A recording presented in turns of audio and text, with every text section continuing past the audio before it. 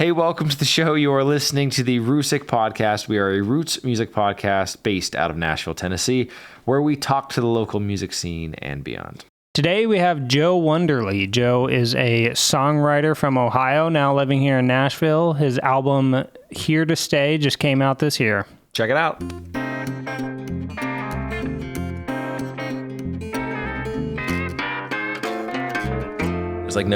There's no lead in or anything. We just hit the ground running and we just cut in at various points. Poor Alexa does all of the work here.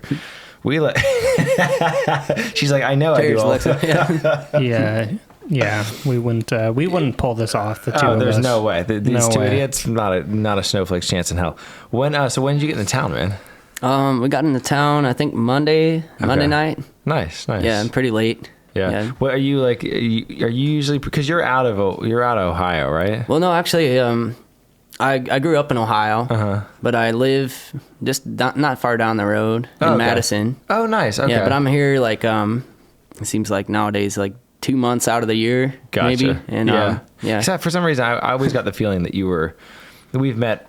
Good amount of times, just, whether it's at shows or whatnot, Right. Yeah. That's awesome. I didn't realize that you were like based out of here now. Yeah, I am. Yeah. I moved here about 3-4 years ago. Cool. Okay. Yeah. How are you liking it? Like, what's the verdict at this point? I love Nashville. It's one of my favorite cities to be in, and it's a lot of fun. It's a fun spot. I mean, so we moved here in 2018, so we only moved here like 7 years ago, and it's fun. It's a cool city.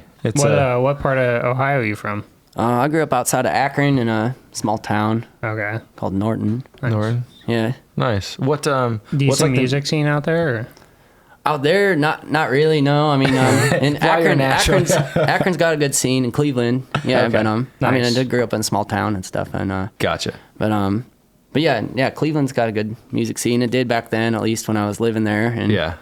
A lot of my friends from there actually moved down here about the same time, and I've been wanting to move here for a really long time, and ended up finally making it down. Mm-hmm. Yeah, I tried moving down during the pandemic and everything, and then kind of got stuck in the Kentucky border, and stayed there for quite a while, and then eventually made my way down. Nice. What was the music scene like out there? What kind of stuff? Out in like Cincinnati, Kentucky? Yeah, like kind of growing up, what was the stuff that you were around? I don't know, just a kind of mixed bag, anything punk, metal, and nice. Some, like, I don't know, just sitting on the porch, finger picking and stuff. Yeah, I feel like all of us, we're all exposed to this kind of music in various degrees, but it's interesting to hear everyone's musical backgrounds, because it can be for the most part, most people don't grow up playing this kind of music. You have to find your way into it. Yeah. You're obviously exposed to it in different degrees, but the background thing is always fun to hear, because you got some kids who are big into the punk stuff, or big into we had like big math rock scene out in SoCal, and like it's always all over the place. Yeah. What was your way in for this kind of stuff? I don't know. I started hearing just a couple friends of mine were into like bluegrass and stuff, and then I found some old blues records and stuff, and heard Mississippi John Hurt. Oh, then it was for the all first over. time. Yeah, and then I was like, oh man, I got to learn how to do that, and I didn't like using picks anyways, and started listening to his stuff. I got a box set of his CDs, and just started trying to learn all those songs by listening to them. And were you writing songs at that point in life, or was it? I was just starting to. I mean, I was like a teenager then, and but I think I started writing songs like shortly after that. Nice. Yeah. Yeah, it's it is wild to see how people get into that stuff in different ways, and it's a lot of times I find it's one particular artist that kind of like piques your interest in whatever it is. Like, I know Brian's big obsession as a kid was Stevie Ray Vaughan. Amongst others. That was a big one for me, yeah.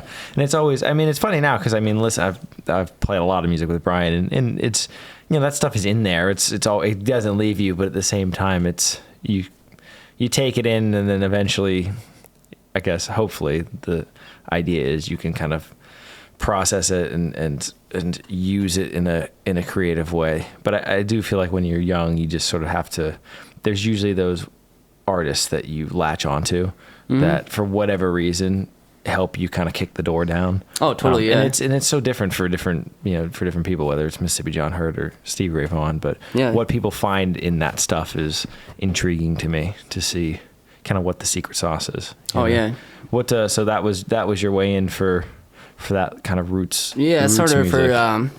I just wanted to learn finger picking. I just like, I kind of hated using guitar picks, like, and, so after I heard Mississippi John Hurt, I was like, all right, I'm done with those. And Same. then, I lost the pick recently too. Okay, right, yeah, it's all right way to be. And then I don't know, like I heard Woody Guthrie and started. I took a bunch of his CDs from the library and never returned those because it was so good and Nice. it just felt so important. And you can't give those back once you get them, you know. Yeah, and I can't go back to that library probably either. But well, you know what? Some things are worth it. You know, you pick your battles in life. Right, but stuff like that, I don't know. I just always liked. I don't know, kind of spoke to me and hearing the words and found Bob Dylan and stuff and just because I didn't really think of myself as a singer too much, but I heard these guys and it was like all my uncles and stuff were like, oh yeah, these guys sound like I don't know, they're like Bob Dylan sounds like a vacuum like when he's singing, but or I think he said something like he sings as good as a vacuum or whatever, but I don't know, that was just the music was so good and the lyrics are so good that I was like, all right, I guess I could start singing. What was your entry for songwriting? Did it come before or after that music for you? I think about the same time. Like I'd always wanted to write songs like when I was a kid and everything. I used to make up songs like, I mean, I still do that all the time, but I mean, just walking around, like walking down the street and just start singing something and make it up. And then I never really wrote anything down and found like my voice or whatever, I guess. It took a while before I started like actually writing songs down and then trying to do it. And but I always wanted to do that and felt like I needed to. And just I don't know, hadn't really fully committed to trying it yet. So do you feel like now you have a process for it, or is it still sort of in the ether, so to speak? It's sort of both, I guess. I a little bit have a process. Usually it just comes from somewhere. I get an idea and it's kind of the same thing. Like I'll be walking around and start singing something or a tune will pop in my head but now I just try to chase it and write it down and kind of just shut myself off from the rest of the world if I can and try to just write the whole thing in like one sitting if I can and just work on it and not really talk to anybody for as long as I can, avoid talking to people and I'll just work it out until I think I got at least one draft and then sometimes I'll come back and change it and sometimes I'm happy with how that is and I feel like I'm sure this is something that changes for everyone over time, or at least for most of us. I've kind of had a bit of the opposite experience in life at this point for me. Now I sort of meditate on songs as they come, and I don't like put so much time into the way I describe it. And forgive me if you're listening, you've heard me say this before, but I always think of it like ideas coming through like a door. Oh yeah, like puzzle pieces almost coming through the door, and sometimes the puzzle comes through rather complete. Yeah, totally. And it's just kind of, we've all experienced that as songwriters, and you sit down and just all of a sudden there's the song within 45 seconds. It's like, and you can't even really explain it. And I think as a younger person, I used to think that meant that the quality of the puzzle itself was greater. And I think as I've gone along, I've come to the realization that it just means that the puzzle pieces come through at different times. Like greater if it all comes out. Yeah, complete. if it all comes out complete. And I think as I've gotten older and I've done this for longer, I've realized that it just means that they come through the door at different times. And sometimes they're going to come more complete and it's less work on your end to fit the rest together. And other times you're going to have to sit with them for a while and make them work. And to me, I at this point in life, I really don't think that there's not like a right or wrong way in that regard. I think they come through at different times. I usually find like the ones that I really have to force to like make work are usually the ones I end up liking less. Oh, for sure. And that's for me. That's what I found is like the ones that just come out naturally. That's always the one I'm like really stoked on. I found what I do to kind of mitigate that, because I think you're completely right. For myself, at least, I found that I don't. It sounds sort of silly and maybe hippy dippy, but like I don't force it. I'll just sort of meditate on the song, and like there's a song right now that I've been working on for probably a month now. And it's finished, so to speak. I mean, the melody's there, the harmony's there. I'm really happy with it. But for the longest time, I had no idea where the lyric was coming from. Like for me, I write in character, so I just didn't know. I had no character in my head as to who this was, and to me, as a younger person, that would have sat with me poorly. You know what I mean? I would have just want to put my fucking nose to the grindstone and like just fucking finish it. And I couldn't. Who is this guy? Yeah, exactly. Like just to get it done because I liked it so much. And it would have bothered me that it wasn't coming naturally. And I think at this point in life, at least, I can sit with that for however long and not worry about it. And then the other day, I'm just sitting down at the piano and there it is. And there's the angle. And it's not done yet, but okay, we're that close. And yeah, it's just another piece of the puzzle. You're like, okay, here's the outline now. I can kind of see you got the border put together. I think there's some utility in not forcing it. I think because I think you're totally right. If you sit down, wait until it comes. If you sit down and just try and I think there's definitely value to the routine of writing. Oh yeah, I know that's something that at this point in life I've gotten kind of away from. I used to be really good at it, but I do think that there is value to the routine of like keeping the pipes clean, so to speak. I don't know if you have do you have routine with your writing? Not necessarily. I try to just like if I find time where I can like actually, if I'm by myself and have time to like work on something and I got an idea, I just try to just chase it all the way down and figure it out. And it's kind of, it's almost a little bit, it is like doing a puzzle, and I love doing crossword puzzles and stuff. So it's like you kind of get stuck in it. You're like, that same itch, I gotta just get that last piece, and it just I don't know, it's fun, and it's kind of maybe a little addicting somehow. For sure. Like you're it's just something really fun to do, and the same thing though. Like some songs I'll write it and like I know what I want it to be about or like where it comes from, and I won't have the words for it all the way, and I'll have like. Part of my process, I guess I have like, I'll try to, once I get on like paper, like in, then I kind of like, I have like a weird, like, it looks like a football play sort of thing. I'll circle stuff and make arrows and like be like, this line goes over here. And this is like, I know it's going to change like at some point, but I have like a placeholder there. And then there's like a visual representation of it as you move it around. Yeah. And I kind of can see where I'm like, all right, I know I'll even just write something really like, really faint like you would in a crossword puzzle or something that you're not certain on yet. That's brilliant. And I'm like, I'm going to change that later. I know I'm going to, but this is the best I got immediately. And then I'm going to move on, and then maybe I'll just completely lose it when I get to the end of it, because sometimes I would just write too much for something, and sometimes that splits into 2 songs, and then sometimes I just got to chop out like multiple verses or...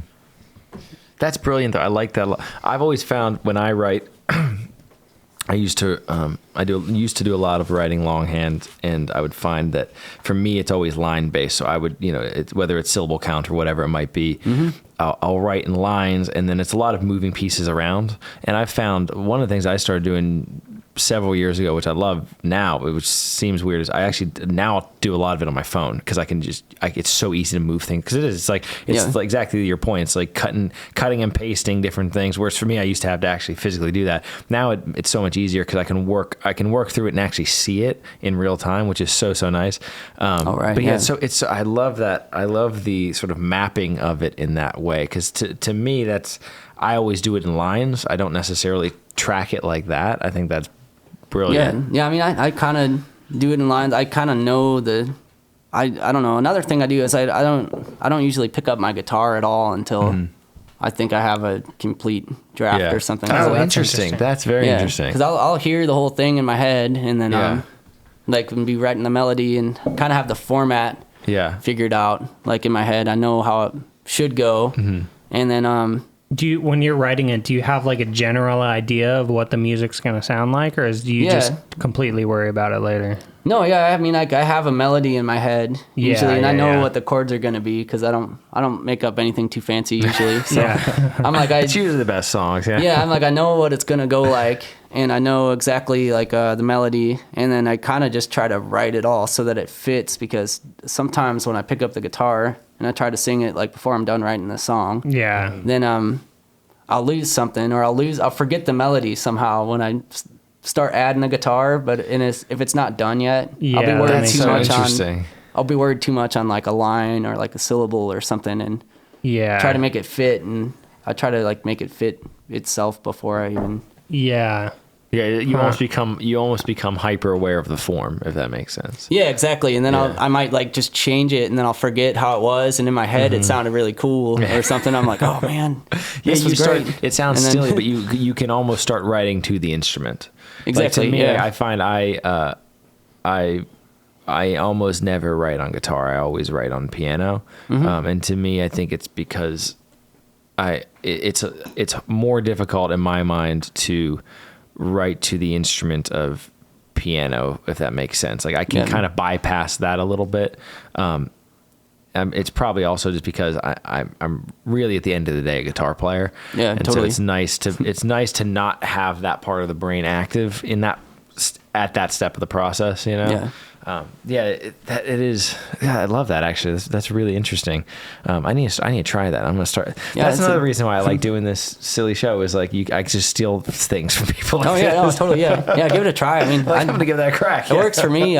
I don't know. That's what I find works the best for me. Is I just wait till I think I got the whole thing done, or at least I get to a point where I'm like, all right, I'm stumped for the day. I'm gonna just pick up the guitar and see what it sounds like, and then that can like kind of carry the slack a little bit, and you're like, all right, I guess I was like, because sometimes you hear it a little bit different in your head, so you just change it a little bit. But that's kind of usually how I work.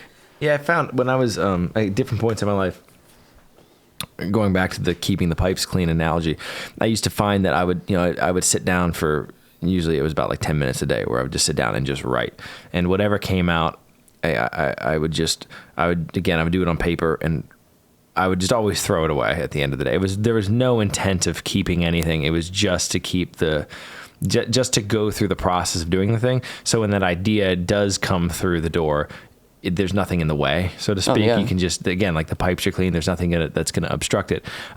And then what was interesting through doing that, which I no longer really do, and maybe I'll pivot and go back to that at some point, but I would always find that within that mess of shit that you're coming up with, maybe there's like a line or two that you like. Maybe there's like one idea in there that you think, oh, I could use that later. And that is one of the things that, again, as you do this and you learn and your processes change, not doing that at this point in life, I find that that's the thing that you miss, is that you don't find those random little gems of things. Oh, totally, yeah. I just find that again at this point I like the process of kind of just meditating with the song and just being able to sit with it. Yeah, same here. I mean, I think that's the best, because like I used to do that too, and I don't know, I'd have boxes and boxes of like scraps of paper and whatever I could find, and like a receipt or like a napkin or something, and writing stuff on it, and just like I don't know, and I end up spilling coffee on everything, and then it stacks up, and I'm horribly organized. It's the way to do it now. It's the best. Yeah, so I use my phone a lot to write stuff on there, because I can just it's right there, and you can write immediately instead of like on a back of a receipt. That's the other thing. And this is just because my handwriting is just shit. But like another thing that I like about doing it that way too is sounds silly, but I can type a hell of a lot faster than I can longhand something. Oh yeah, and so I just feel like when you are in that moment, there's nothing worse than when you're in that creative moment and something out of your control is obstructing you. And to me, I do like the fluency of sitting down with an idea and, okay, there it is. I can just go on to the next thing. There's not that, okay, let me take 5 seconds to write this out. Again, maybe I just need to work on my handwriting a little bit, but I do enjoy that part of it. It's such a strange like concept to even think about with any kind of creative endeavor is an interesting conversation to have. Yeah. I mean, I guess I got another, I use another process thing that I do is, I really like writing on computer paper. Oh, okay. And, before the song's like finished. Like printer paper? Yeah, printer paper. Before the song's finished, I bought a whole stack of computer paper, printer paper, I guess. And, cause it feels less like, permanent than like a notebook or something. Yeah, you can just like throw it away. Yeah, that's it's what like I used to do. Yeah, I feel like it's like I don't know, like paper feels so precious. Usually like a notebook or something, and the space in there, and and then I can be like, all right, well, I don't have to. It's like that makes sense. Yeah, gets rid of some of the blocks like that you put up for yourself. Yeah, that's smart. Yeah, so the real estate doesn't feel precious. You can just be flipping with it and not worry about it. Yeah, that's interesting. Totally. Yeah, that's I think that's the one of the issues with a lot of facets of life, and this goes beyond art, but people in a lot of different facets of life can get stuck on just doing the first step because everything can seem so daunting. And it's like, whether it's the preciousness of a notebook and not wanting to fill up a notebook because you're like, well, I got to wait till I have a good idea to put in the notebook. It's like, no, just put it all in the notebook. Just take the first step. And then from there, I say this all the time, but it's all editing. I mean, all art is just editing of ideas and trying to find it's sculpting. It's trying to figure out what doesn't belong. And I think with a lot of different elements of life, people get stuck on that first rung and they can't get past it because they're just afraid or whatever it might be to waste page on a page in the notebook. Oh, absolutely. It's like, just do it. Just do it and see what happens. Yeah, no, that's exactly how I feel about it too. And when I bought this printer paper, this last pack that I bought like a 500 pack from Kroger. Oh man. And I was like, I'm just gonna go for it. I'm gonna buy the biggest pack they got, and just because I was sick of not having any paper and like being like, I don't know, scared to use my notebook or something because I don't want to.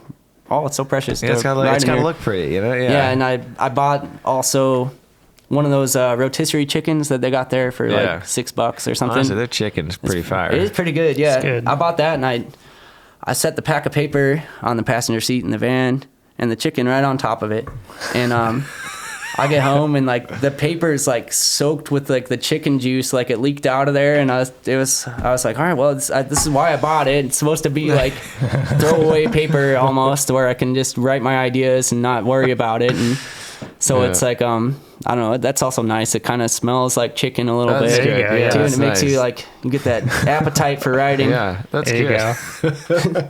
Yeah, dude, you don't want to throw stuff away. Paper's expensive. That's something as a kid. I know it is. Yeah, you don't realize as a kid, paper's goddamn expensive. I know. Yeah, and it's kind of funny. I don't know if you ever read any like I haven't finished the series yet, so don't tell me if you have, but the ending or anything. But the Dark Tower series, the Stephen King. Actually, it's funny. So I'm not a big Stephen King guy. My brother is, and he got me that book recently and was like, "You should read this. I think you would really like this." So it's sitting on my bedstand right now to start, which is odd. But all right, yeah. Well, there's like just like this one detail in there where like paper is like really rare in the future or the past or wherever it's set. Yeah, I haven't like picked up that series for a while. I kind of left off on like the 5th book, but paper is like really rare and it's like really precious, and Stephen King's a writer and stuff, so I think he put that in there. But maybe I don't know, like I felt that like it's all tainted with chicken.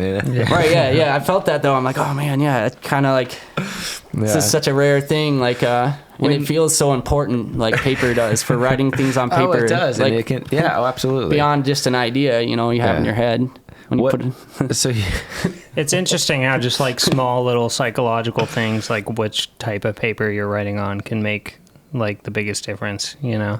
Oh, I mean, it is. Yeah, and you can feel a lot more free and open, and if you can get past that or something. I mean, for me, I felt like the notebook is like so important. It's heavy. Yeah, it's a huge weight, and it's like, oh, if I put it in here, it's permanent, and I can't change it. Or when I die, they're gonna find this on me. And it's like, it better be good, even the shit that I'm not gonna use. It's right. Like, yeah. And I think that I sort of say that jokingly, but I think that that's something as well that once you get a peek behind the curtain, so to speak, it's really freeing, because all of the greatest artists, whether it's songwriters or whatever form they're working in, the first draft of everything is shit, so to speak. And not always. I mean, that's sort of as the saying goes. But in reality, I mean, I think getting comfortable with, okay, here are these people for whom I have a tremendous respect in whatever form that they're working in.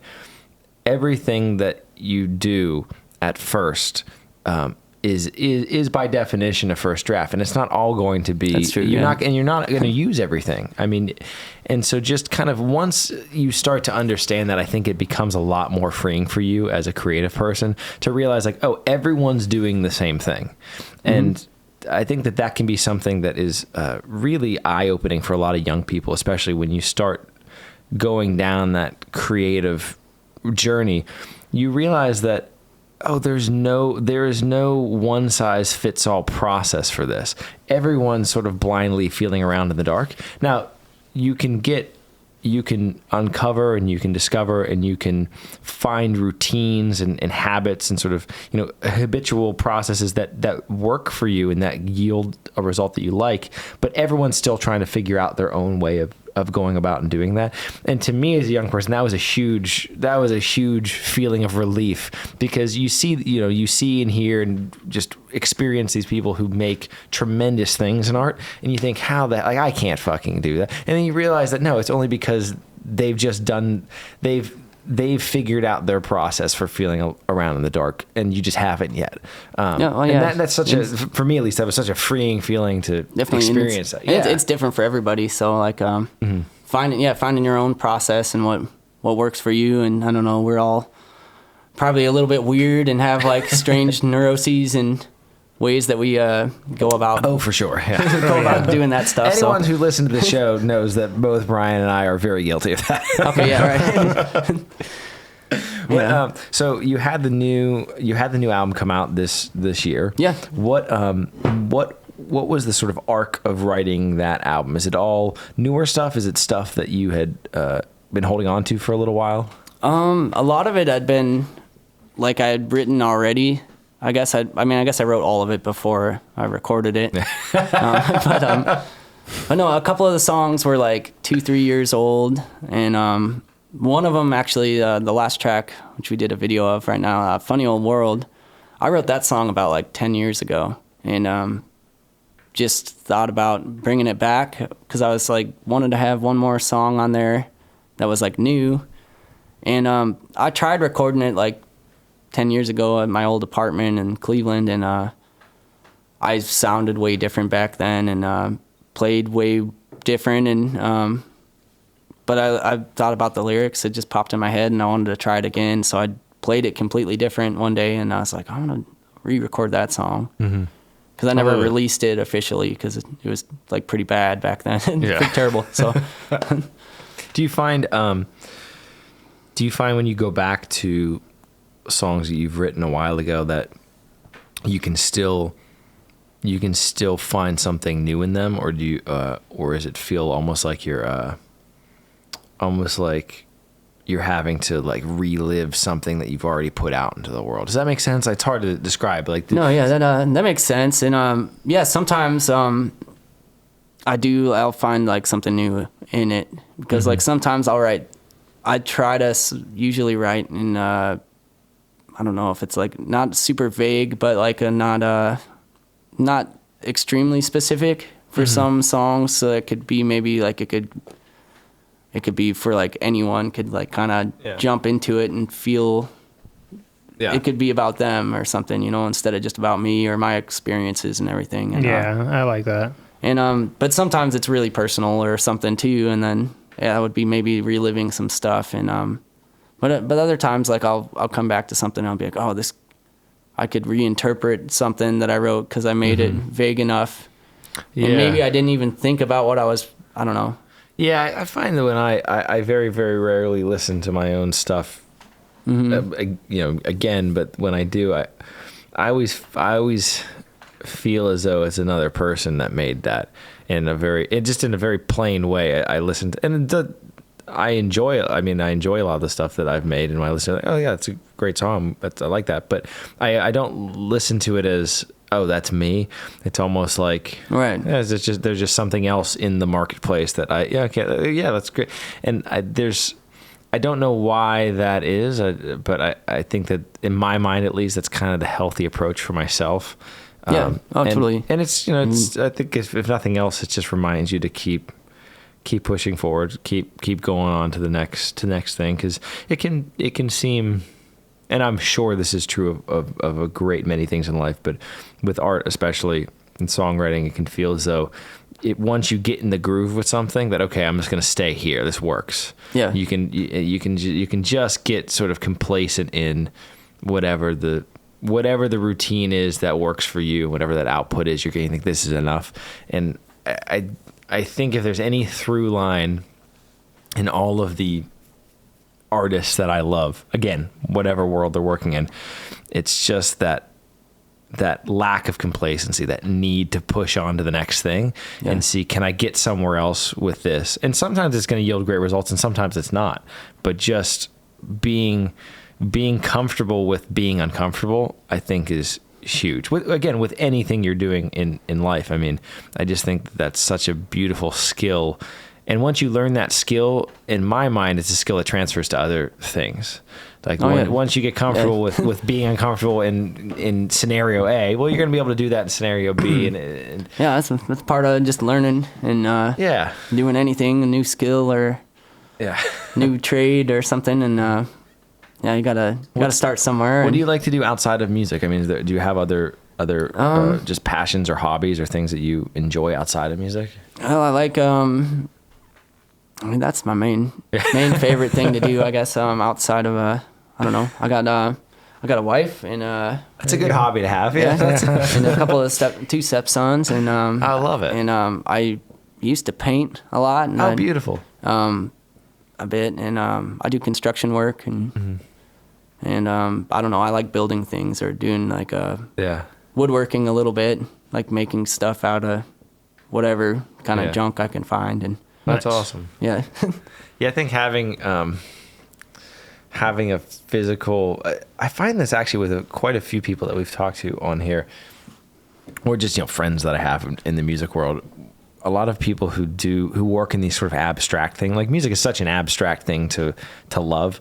A lot of people simultaneously enjoy something really concrete and physical that you can do with your hands, whether it's woodworking or what have you. And I think that there is sort of a nice balance there.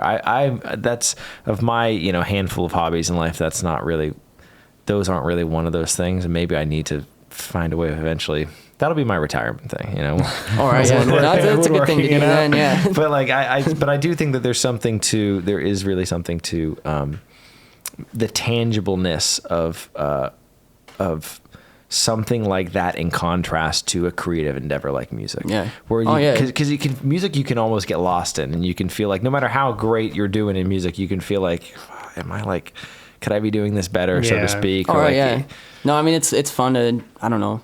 I like doing any kind of like creative project, I guess. Like one day you could be like writing a song or something, and then might want to build something the next day. I don't know. I always want to build stuff. Like sometimes it's useless, and sometimes it's like something that I need or whatever, like a table or a shelf or something, or I don't know, build a bar out of like an old bed frame. Not too long ago, because my roommate was going to throw it out. She's like, "Do you think this would fit in my truck?" And I was like, "Well, you probably have to cut it in." Actually, give me a couple days before you get rid of that thing. And I got an idea, because she wanted me to throw out all my other scrap wood that I had piling up, and I've been trying not to do that too much. Do you find that that the things that you learn in those other fields transfer to music at all? I think so. Yeah. I mean, I think it all kind of, you put yourself in whatever you're doing, I guess, and it all kind of is somehow related in one way or another. If you're passionate about something, just go for it, and usually work pretty hard on whatever, and you might have the same sort of satisfaction at the end, I guess. Yeah, so much of art can seem like chasing the dragon. Mm-hmm. And this is a lesson I've probably had to learn much later in life than I would have liked to, but so be it. I think once you get comfortable with just understanding that chasing the dragon is the fun part, you're not going to get to you're not going to get to the dragon. Like just enjoy that.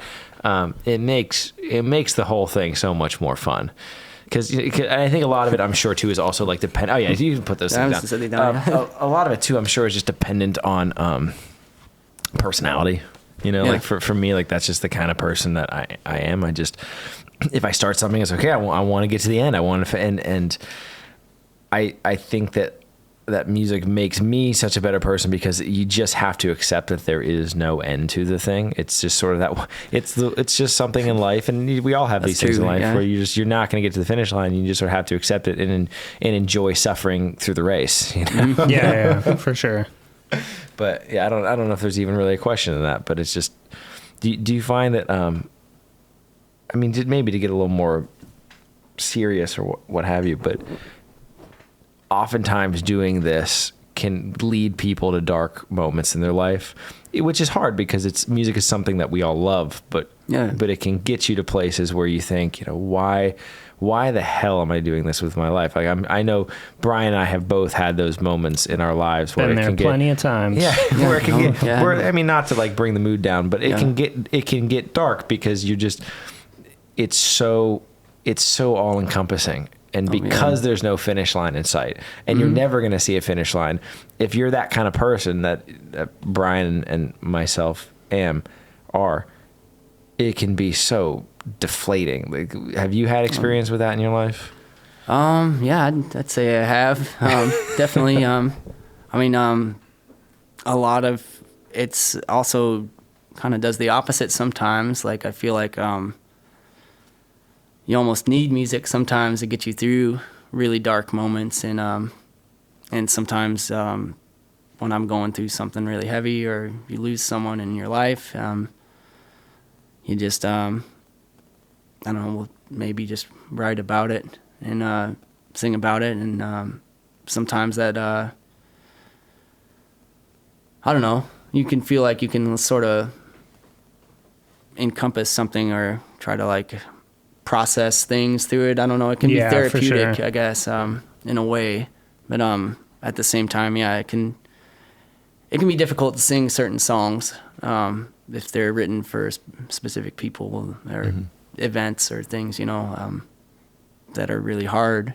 Yeah. Those can be harder to perform songs like that, and but at the same time, you can kind of, I don't know, honor someone or immortalize something, and which that can be difficult too if it's about a terrible thing, I guess. So, but I think everyone goes through some form of struggle, and everyone's going to lose someone in their life, and I mean, we're all going to die eventually, you know. I'm just bringing it straight all the way down, and it's so I don't know, I think about all that stuff a lot, I guess, and at the same time, I'm just really thankful to be alive and be here and be able to meet new people and be with the people I love, and, you know, kind of share that with people, and you know, that's a great mindset to have with it, because it can be hard, and it can be hard. Even just the life of a musician can be a struggle. I mean, anyone who does this knows it's a tough thing to do for a living. Yeah. Oh, absolutely. Yeah, that's how I always do construction jobs and stuff on the side, and I think it really helps having another I think so. Shit going on, just because it takes so much pressure out of it.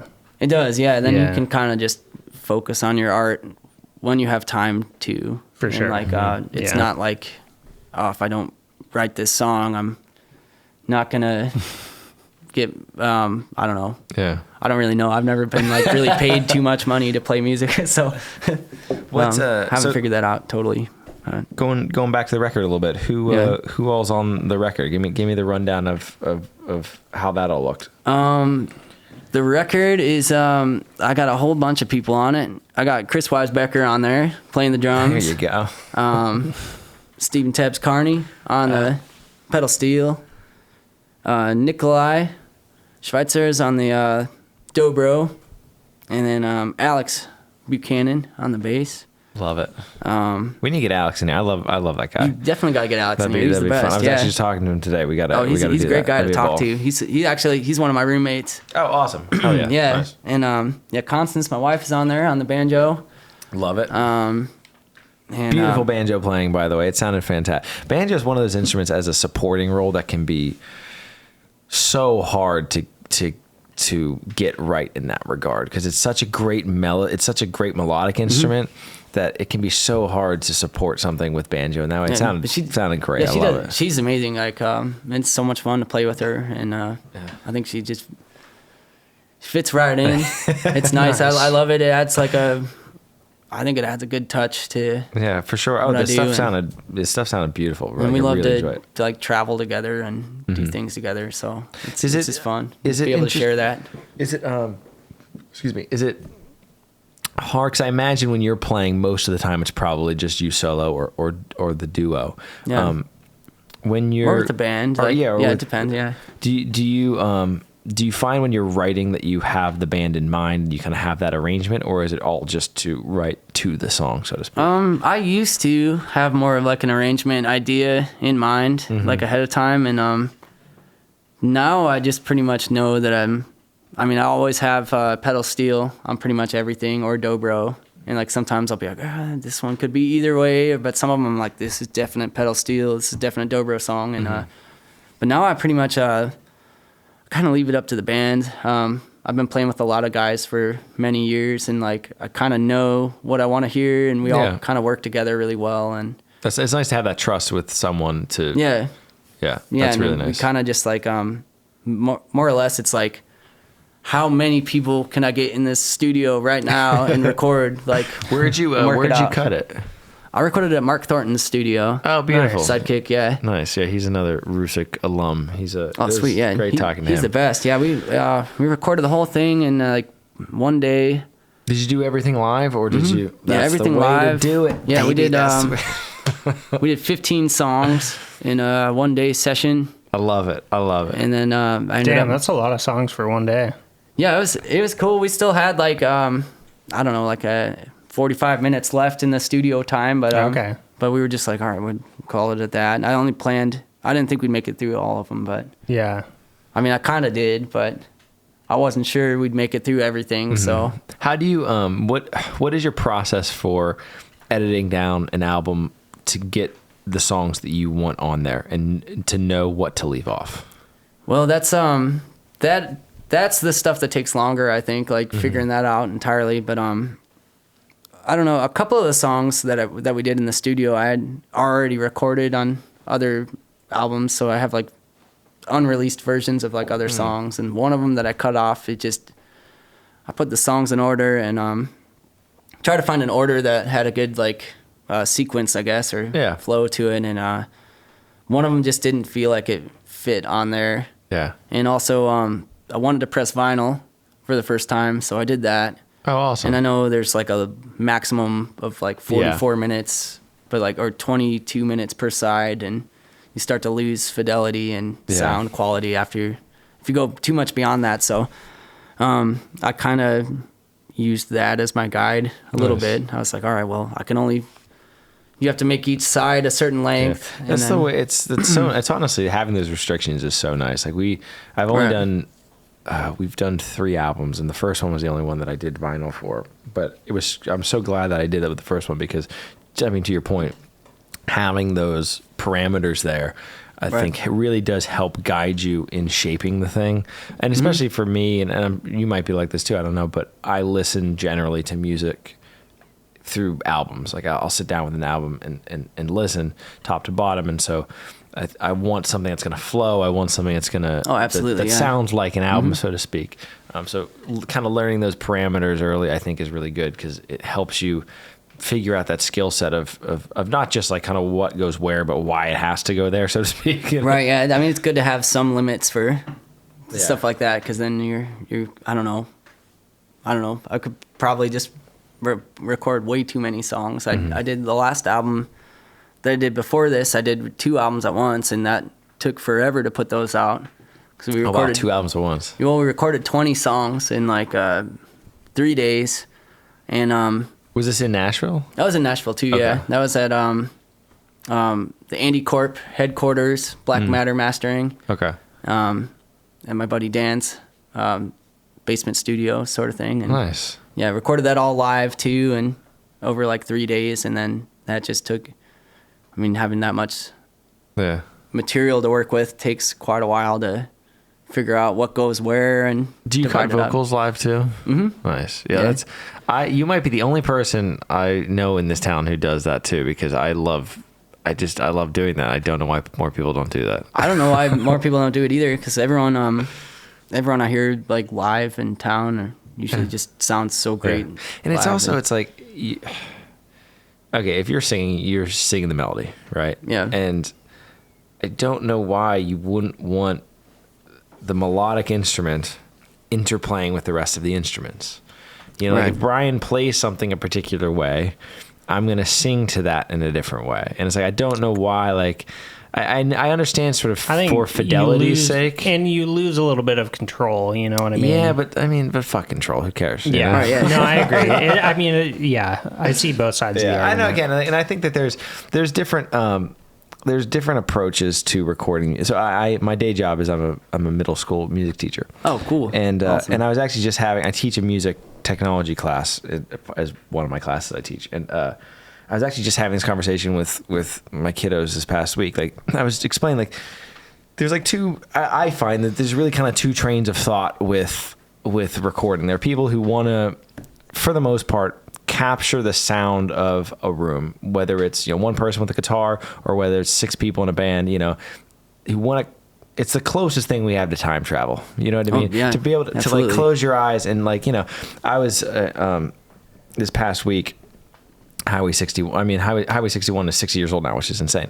Oh, and wow, I was cool. listening to Great album. Yeah, one of the best ever. And it's wild when you listen to things like that. I mean, this is true of all sorts of different music. I mean, this is obviously true of lots of jazz records, etc. But you close your eyes and you're in that room from 60 years ago, and that's what that room sounded like. I mean, obviously there's the manipulation and there's the control to get it to sound like an album, so to speak. Oh, right? totally, Like, yeah, man. That's it's the magic trick of recording something, right? Nothing actually sounds like that. If you're standing over by the organ, it's going to sound different than if you're standing over by the bass. Oh, right, bass yeah. rig. So, Yeah. so there is that sleight of hand that's occurring. But in a perfect world, if you could sort of hover above the situation, you're experiencing time travel. And then there's I think that there's great beauty to that, and then on the other side of the coin, you have folks like Brian Wilson or whomever,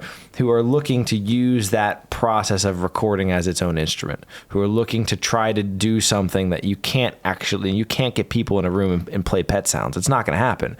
Like, and Pet Sounds is incredible. Right. But you just, that's out of the experience of human beings. You're not going to be able to get that. Totally. And I think that there's obviously great artistic value in that as well. I just find, as a creative person, I am much more interested in the former. I like the idea of capturing something that's alive and in the moment. And we've all dabbled with both of those things. And they're, totally. it's not like they're two totally segmented. They can bleed into each other. But I like the idea of grabbing something in a room and saying, okay, that's what this is. Now let's move on to the next thing. I think I like that too. Yeah. So try to get some, try to catch lightning in a bottle, I guess. And then, you just go on and, I don't know. Sometimes, I'll add stuff like afterwards, like a couple of things like, and, same. But, just try to get as many people as possible that are going to be on the record to record live, like all at once, is my favorite way to do it. Yeah, I think there's also something. There's also something just about the sound of that, for lack of a better phrase. Sonically, I think that there's a real beauty to that because there's really, obviously you're just dealing with sonic real estate. You're just dealing with space. And when you get those things in a room, I think it becomes apparent much quicker what works and what doesn't work. If you start throwing things in afterwards, there's obviously, again, there's the beauty of and the skill of shaping those things. Okay, we're gonna cut this instrument, and we're gonna deal with this EQ here, and we'll kind of boost this here. Sure, and you can shape it, and you can make it work in different ways. But it's so much more organic for like when different players are gonna play together, like they can kind of feed off of each other for the licks they're playing, and can kind of like organize and arrange that ahead of time. And all the guys that I play with they're so good, and feel so thankful and lucky to play with them and record with them, and they all contribute such great ideas and like arrangements and stuff, and like, oh, maybe we go here, and then you take the top, and then like we'll split the solo here, and I don't know, they all kind of get excited and feed off of each other's like energy and ideas and stuff, and I don't know, I just think it works, and I don't know, I don't necessarily want to do it any other way like than live if I can, and then whoever can't be there, then I like want to be there for sure, like we'll add them afterwards. But I think for lead instruments, and they'll probably disagree with me too with this, but I just think it's so cool to just have them all do it live. Some players want to redo their parts or like, I'd rather just do that a couple times. And as a lead player, I'm always scared of like, because I'm just like a perfectionist. There's always something I want to change, and I love just being like, oh, just cut me back on that second chorus. I'll redo that. Yeah, Brian's begrudgingly had to play many a lead live on my records. He hates it. So you make him do it too, yeah. But there's also something. We were talking about this with someone recently. I'm trying to think who we were talking about this with, but there's something kind of beautiful too about as a listener when you the skill set's so high here, right? The expectation and of your performers in Nashville, it's so high, and people are so fantastic here. There is something great, whether it's on a record or whether it's on a stage, seeing maybe not the flub, but seeing it be human. Oh yeah, I love it. And to me, like that is worth the cost, right? Like the cost of entry is worth it, so to speak. Like I like, as a listener, I like listening to a record or watching a show, and there are those moments of imperfection where it becomes apparent to you as a viewer that, oh, like this is something that's alive, that is alive in the moment, and isn't just a robot or lifeless. There's something there, and so much of music can seem like that. That I love that. I love when people flub the guitar solo or whatever. All right, yeah. I mean, we're all human. Yeah. It's nice to have some. I don't know. I like the organic feel, I guess you can get from just doing something live. And I don't know. I tried like recording an album where I multi-tracked everything and had everyone over at my apartment and recording it with like terrible equipment and not knowing what I was doing, and my friend mixing it, he didn't totally know what he was doing, and it just, the whole process that way takes just however many instruments times longer the song is. Like, so instead of like you do like a 3-minute song, you could do that like maybe 3 times, and that's 9 minutes or something. It compounds very quickly. Yeah, it could be, you could spend like 3 hours doing like one song, and then then you start going crazy with it. Yeah, and I don't know. Yeah, and again, it's there's no accounting for taste, and everyone kind of has their own ways of doing it. And I love, and I've done that too, and I enjoy it. Like the last stuff I put out was a couple years ago now. Yeah. We're looking to do the next record soon, and the last things we did were just a bunch of singles that I actually did with Weisbecker was part of that team. Oh, sweet. And we just kind of, it was the first time I'd ever approached it in that way, where it was just one track at a time, and it was fun. It was a different way to do it. And that is fun. It's a lot of fun to do it that way too. But it's like time wise, it's like it definitely takes a lot longer. Yeah, and you can get impatient if you're used to the other way of doing things. Right, and I mean, if I had time to do it that way, and like I mean, it is fun to do it that way, I think too. It's all any creative process, doing it however however way it's fun, I think, and you might get different ideas doing it that way too than you would if you just did it live and have a different product and stuff. So I think I haven't tried that for a long time, I guess, but I think it's cool to do it any way that works for anyone. I don't think there's also utility in trying all kinds of different things and just definitely and getting accustomed to